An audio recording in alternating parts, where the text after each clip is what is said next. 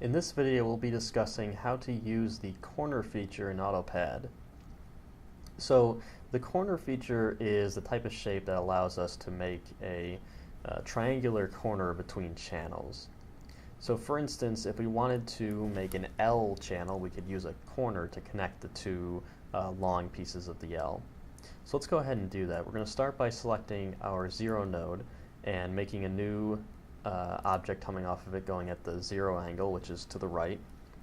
And we're going to make a rectangular channel here. Let's say it's 6 millimeters long and 2 millimeters wide.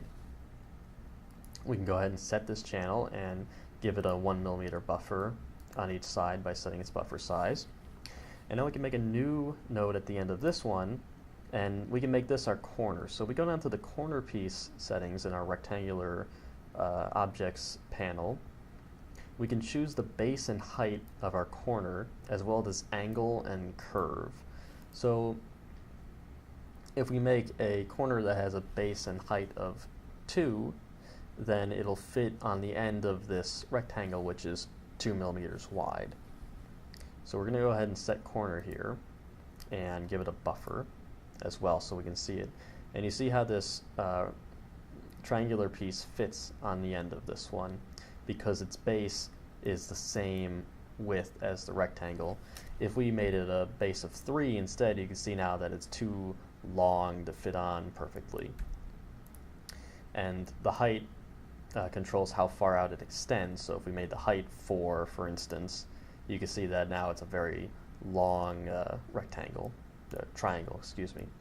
So if we go back and we set the height here to 2, we can go ahead and change our angle to 90 and make a new object above this corner piece and make that another rectangle by using the same parameters we had before.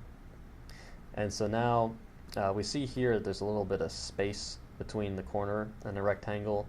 This happens on occasion.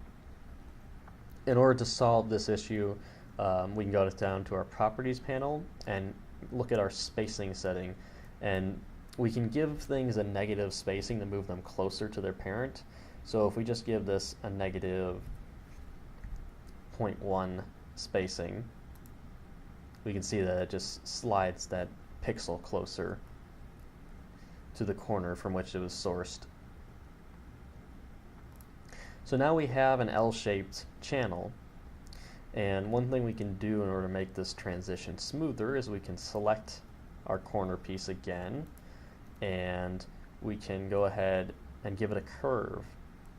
So the curve value ranges from 0 to 1, and it controls how much curvature is given to this piece. So if we give it a 1, we see now that it bulges out a lot and has a nice big curve.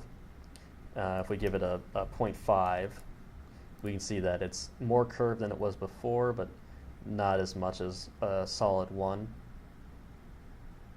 So we can control that factor in order to control the look of our corner.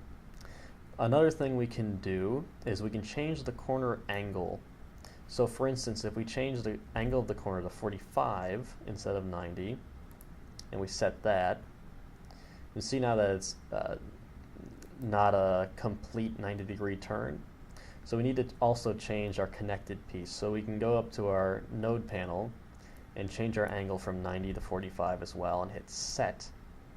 And now you can see that we've created a 45-degree turn instead of a whole 90-degree turn with this corner piece. And it all fits together smoothly there. One thing to note with the corner angle is that a single corner piece can't turn more than 90 degrees, but you can chain corner pieces together to get as much of a turn as you want by using 2 objects.